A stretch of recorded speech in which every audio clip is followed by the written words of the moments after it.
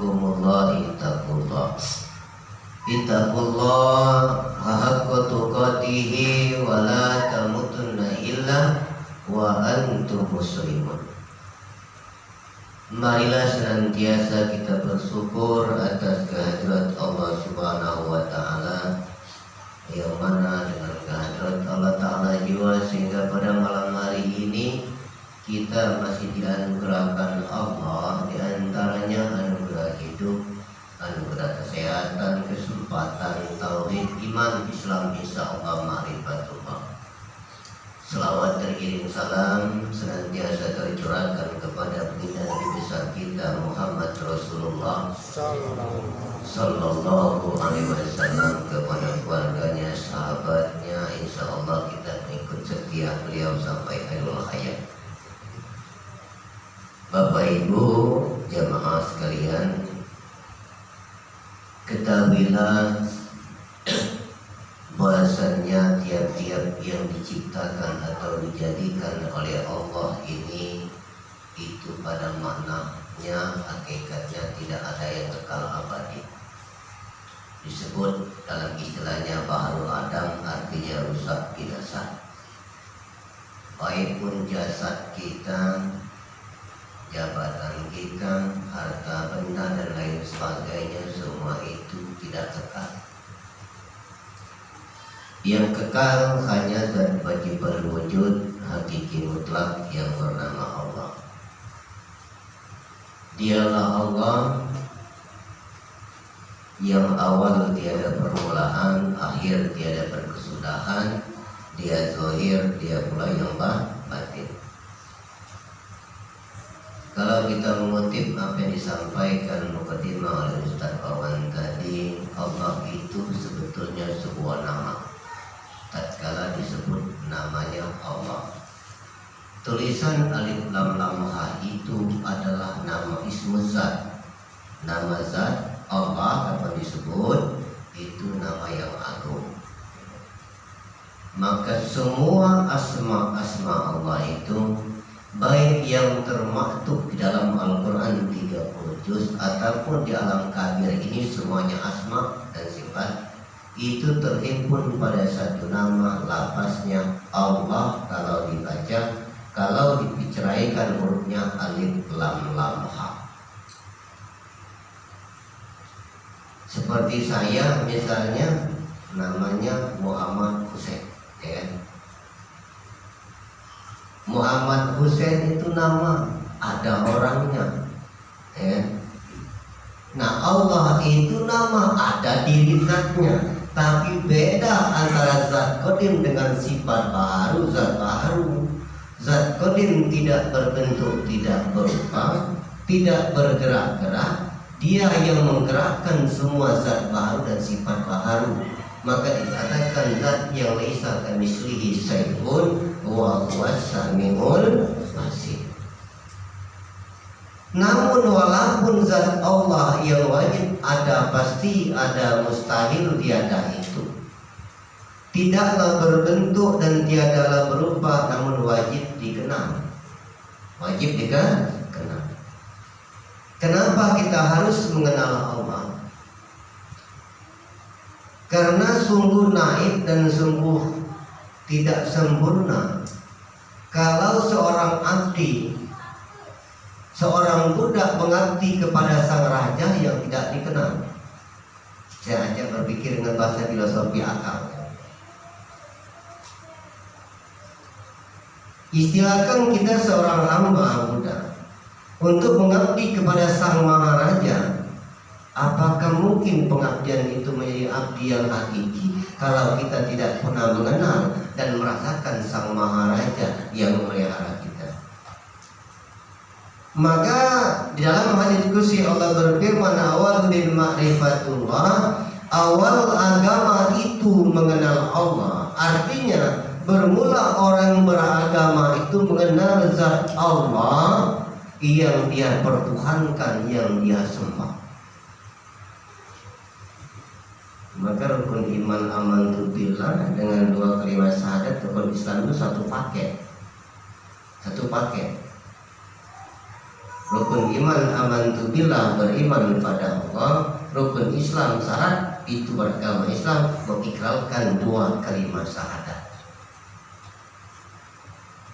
Iman artinya yakin, yakin artinya percaya, percaya artinya yakin, yakin artinya mengenal yang kita yakini.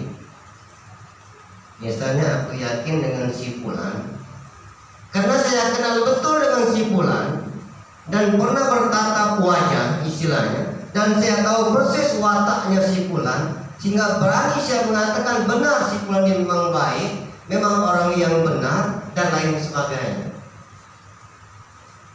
Nah, kita mengatakan Allah itu zat yang maha, Engkau lah ya Allah zat yang maha suci, Engkau lah yang maha baik, Engkau maha pengampun ya Allah. Tetapi kita memuji tidak mengenal yang kita puji.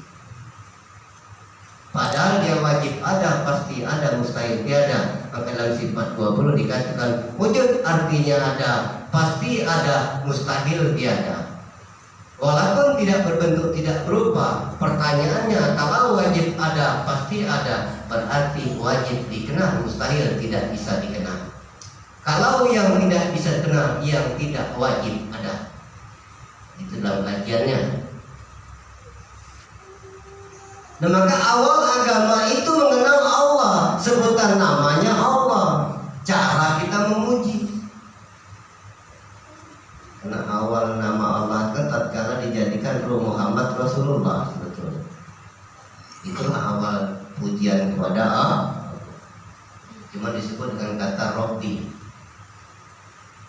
Tatkala Muhammad Rasulullah dijadikan oleh Allah, sebelum Muhammad jadi dulu, Allah Ta'ala itu berdiri sendiri, belum ada sesuatu apapun, roh pun belum ada. Maka Allah Subhanahu wa Ta'ala berfirman atau dengan kata memuji dirinya, Ana Rabbi ma'abi, aku Tuhan siapa hamba. Dan kala itulah terjadi setetes Nur Muhammad disebut dengan titik ba. Maka takwilnya titik ba itu. Maka tatkala Ruh Muhammad Rasulullah itu jadi, maka Muhammad itu bapaknya segala ruh. Pada hakikatnya ada babul segala jasad, dialah penghulu segala rasul dan penutup segala nabi. Muhammad itu, mas pikirkan itu.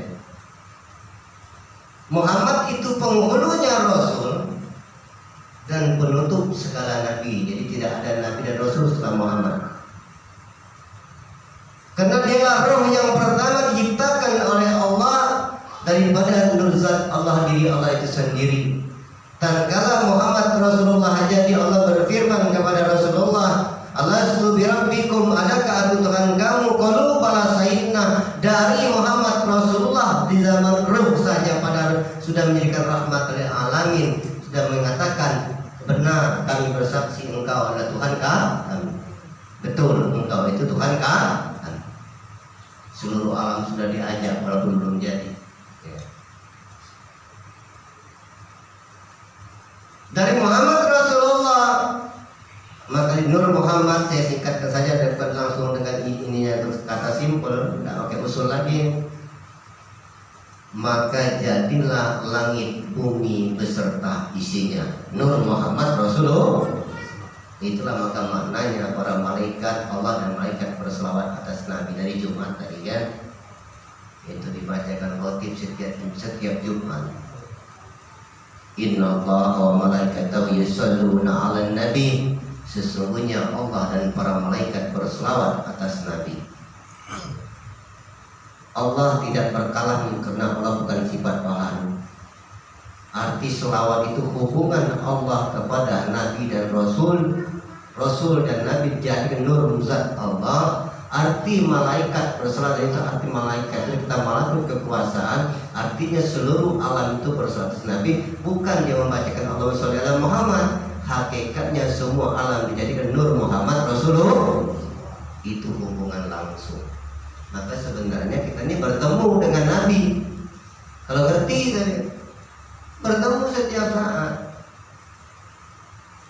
Cuman ada yang mengerti bertemu, ada tidak. Bagaimana Ustaz? Ya, kalau mau ketemu Nabi, jangan dihayalkan, ikuti apa yang dikatakan Nabi. Kalau dikata Nabi ini ibadah wajib sunnah, kerjakan. Kata Nabi jujur, jujur. Kata Nabi berbuat baik, saling menghormati, berbuat saling menghormati. Berarti bertemu. Nah, kalau jasadnya tidak ketemu lagi, berarti kami sudah ketemu Ustaz dengan Nabi, iya, tapi belum ketemu dengan yang punya. Ada kata Umar main. Karena kami sudah puasa Ustaz, sudah semua wajib sudah kami kerjakan, dengan makhluk kami baik, tidak mau berbuat buruk, betul. Tapi baru bernabi tidak bertuhan. Ketemu Nabi belum ketemu Allah. Maka bersyariat tanpa hakikat itu sia-sia, berhakikat tanpa syariat juga sia-sia. Artinya kalau sudah melaksanakan perintah Nabi, syariat Nabi, harus tahu kepada yang memerintahkan Nabi, yaitu Allah. Tidak cukup hanya sebatas Nah, kembali ke kalimat tadi. Maka tatkala sudah jadi alam nur Muhammad Rasulullah, artinya inilah kenyataan daripada nurnya Muhammad Rasulullah alam ini, maka wajar kalau kita harus berselawat dengan Nabi. Artinya berhubungan kepada Nabi.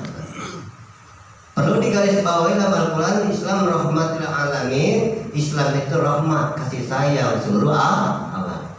Nah, ketemu Nabi kasih sayang. Kalau udah kasih sayang, udah ketemu dengan Nabi. Pertanyaannya, bagaimana mungkin dapat rahmatil alamin kalau belum hakikat alam ini ahad?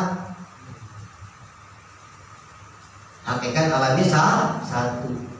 Nama dan sifatnya yang berbeda-beda, hakikat daripada zat yang satu. Maka Rasulullah itu memandang pada wajah zat yang satu, maka dia dengan sifatnya sidik, tabligh, amanah, fatona tatkala menjadi nabi. Sebelum dia diangkat menjadi nabi, dia dapat gelar dari orang-orang Quraisy, orang-orang suku-suku pada kala itu, Muhammad Al-Amin, orang yang dapat dipercaya, masih kanak-kanak, orang yang jujur. Orang Quraisy, orang kafir gitu, mengakui kejujuran Nabi kita Muhammad. Lah kalau kita umat Nabi Muhammad tidak mau mengakui kejujuran Nabi kita sendiri, tidak mau patuh dengan perintah Nabi kita sendiri, ini kan perintah Rasulullah, perintah Nabi Muhammad untuk mengenal Allah. Dan ada dasar-dasar Qur'annya. Dalam surah Muhammad Allah berfirman, fa'lam annahu la ilaha illallah, ketahuilah olehmu tidak Tuhan kecuali Allah. Artinya disuruh mengetahui, bukan hanya menghafalkan kalimat la ilaha illallah. Kita cuma hafal selama ini Bapak Ibu. Kemudian dalam dalil yang lain mengatakan, talaqin mautukum la ilaha illallah. Talaqin mautukum la ilaha illallah. Ajari olehmu, kata Rasulullah, orang yang akan mati la ilaha illallah. Secara syariat kita tuntun orang yang sakratul maut, syariat itu nuntun dengan kalimat tauhid. Syariat. Pengertian hakikat mati, kitanya akan mati dah Bapak Ibu. Calon camat kita, bukan camat pengurus pemerintah. Calon camat, calon mati. Artinya, maka tadi dikatakan pertama disuruh mengenal dalam firman-Nya, itu yang hadis, ajari olehmu orang yang akan mati la ilaha illallah. Artinya belum mati, masih sehat. Nyambung enggak? Ustaz marah aja, tidak marah. Memang volume kami ini kadang tinggi, kadang rendah. Ya kalau baca ngelupa aja, lupa olehmu, aku dia lagi baca ngelupa. Bukan marah. Artinya kita semua calon mati. Kalau diingatkan dalam Al-Quran, pintu ampunan Allah, taubat Allah itu atas semua dosa, tatkala nyawa belum sampai tenggorokan atau perut. Kalau yang sudah ditenggorokan baru mau diajari dengan kalimat la ilaha illallah. Semasa itu ibadah males, belajar ilmu agama, tahu Allah males, kira-kira nyambung tak dituntut? Untuk wong hidup lagi saru,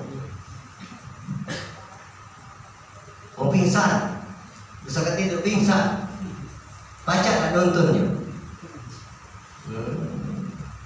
Maka nak nyambung dulu. Istilahnya garisnya itu setroman itu magnetnya nyambung dulu. Kalau semasa dia waras sehat lahir batin yang menuntut menuju kepada Allah, belum terbuka hijab oleh Allah, dituntut wajar dia nyambung. Wajar. Ini sholat sungkan, puasa dapat pangkal hilang ujung, dapat maghrib hilang subuh, dapat subuh hilang zuhur. Misal dituntun waras lagi kalau nuntunnya berkesatul mau nyambung dah. Aku bukan marah, negaskan lagi sehat waras pun susah menuntunnya, apalagi sudah sakratul maut. Jadi maka artinya jangan salah paham, mumpung masih sehat inilah kalau nak belajar tahu Allah tadi. Karena artinya yang itu orang yang belum mati, orang yang akan mati. Beranak mati juga tadi salah nuntunnya. Kadang-kadang yang nuntun juga lah kesel. Nuntun bukan ikhlas, kena takut kehilangan. Ya sama, yang nuntun gelap, yang dituntun lah gelap ketemu gelap. Maka saya ingat sejarah para aulia, salah satunya tatkala berhadapan dengan sang saliknya untuk masuk maut. Waktu itu belum terbuka hijab, dia bukan nuntun dengan zahir, dia bukan dengan kalam maisipulan idah, karena dia tahu hakikat jadi hidup itu satu dengan salam ruh namanya. Maka selamatlah sang saliknya. Kehadiran Allah tidak dengan kalam dohir lagi. Pada kala itu tidak mampu lagi dohirnya. Ilmu sudah ditarik, pandangan sudah diambil, pendengaran sudah dikurangi, lidah sudah kaku. Kembali ke dasar tadi, ini malam Pak, tahan malam bu. Ya, kaget jadi moderat pulau kan harus lawan datang tampak bodoh. Bu, ini lemah Bu, kalau zaman Buya guru kami, Buya Syekh Abdurrahman dulu ngajarnya mulai jam 12 jam 11 malam sampai subuh. Kita ini setengah jam mulai sakit sini.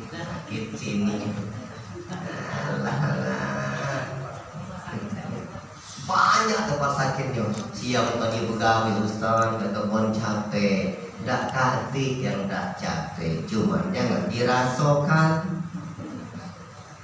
Aku nanya ibu-ibu, bapak sehari semalam berapa jam nguling di kasur? Ada ndak 6 jam? Lebih jangan ngotak-ngotaki. Sudah isya tidur, bangun ke subuh, kadang lewat. Jangan salah paham tadi. Kami Bu, dari malam Rebu, Minggu sampai malam sekarang, mungkin semalam paling 2 jam di pucuk kasur nguling. Dan sampai hari ini belum nguling.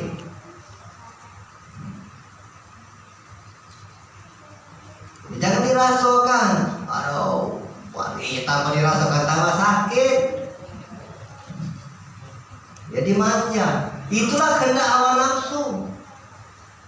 Lemah-lemah tidak sakit, lanjut sakit.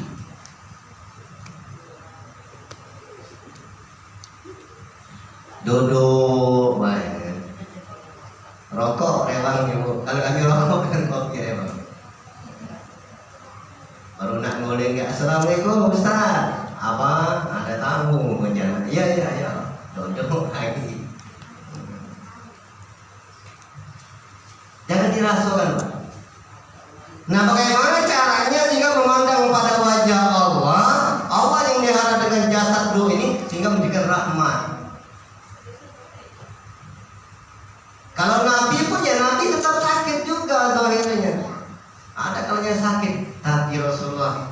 merasakan, bukan tidak terasa, tapi tidak pernah merasakan itu sakit, karena yang dia rasakan, yang disaksikan hanyalah wajah Allah.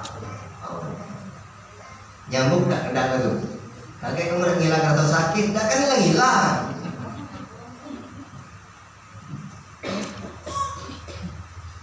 Ustaz harmonian payu buahnya campak enggak Ustaz? Sabar, tidak mudah buah itu masak.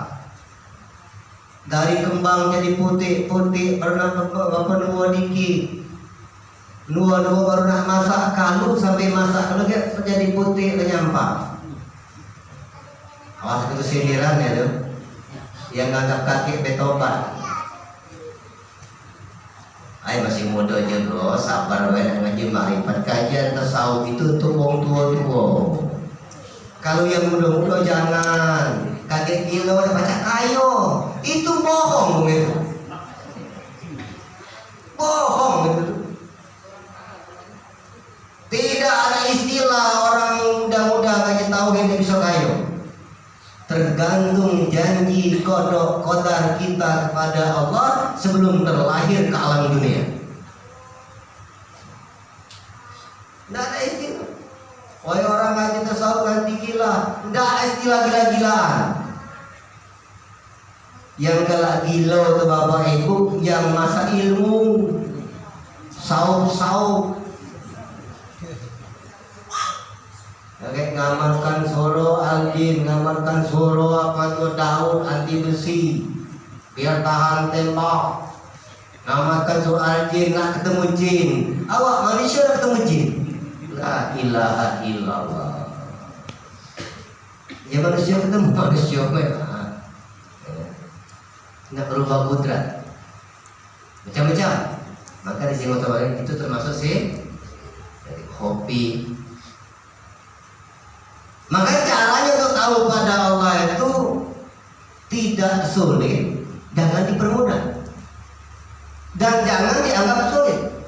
Waduh, kemana pula Ustaz? Ya kan muter-muter Ustaz. Malah ya pikir kalau tatkala kita mengatakan itu susah, sulit dan tidak bisa, artinya kita yang sudah menjauhkan diri pada Allah. Padahal Allah merintahkan untuk mengenal.